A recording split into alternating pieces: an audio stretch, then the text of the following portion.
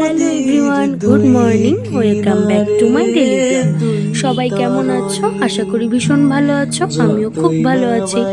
তো বন্ধুরা, আজ ছিল আমার বাবা আর মায়ের 24তম বিবাহবার্ষিকী।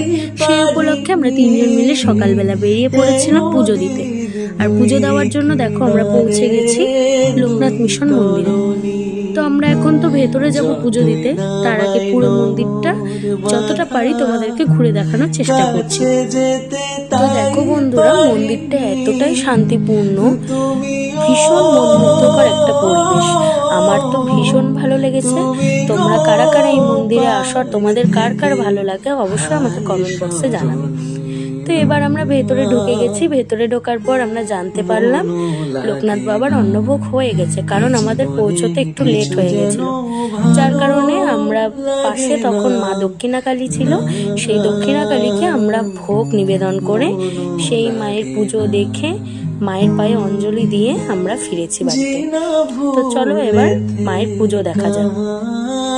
তো দেখতেই পাচ্ছ পুরোহিত ঠাকুর মশাই বসে গেছে পুজো দিতে। এখানে আমি, মা, বাবা বসে পুজো দেখছিলাম।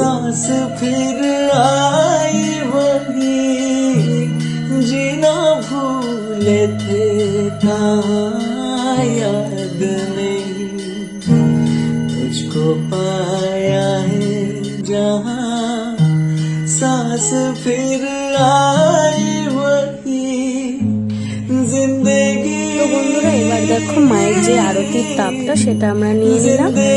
নেওয়ার পর পুজো দেওয়া আমাদের প্রায় কমপ্লিট। এবার আমরা একটু মন্দিরটা ঘুরে দেখব। এখানে তো আরো অনেক ঠাকুর আছে, যেমন রাধা কৃষ্ণ আছে, শিব লোকনাথ আছে, গণেশ ঠাকুর আছে, মা দক্ষিণাকালী আছে আর বাবা লোকনাথ আছে।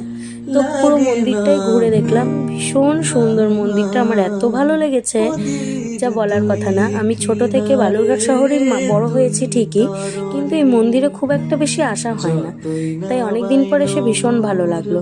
আর এই দেখো, বলে না ভাগ্যে থাকতে হয়, এই দেখো অন্নভোগটা আমরা পেয়েছিলাম। যাই হোক, অন্নভোগটা নিয়ে এখন আমরা বাড়ি ফেরার পথে। তো তোমরা সবাই আশীর্বাদ করো, তোমাদের সবার ভালোবাসায় যেন আমার বাবা মা ভীষণ ভালো থাকে, ভীষণ সুখে থাকে। তা আজকের মতন এইটুকুই বন্ধুরা, টাটা সবাইকে। তুমি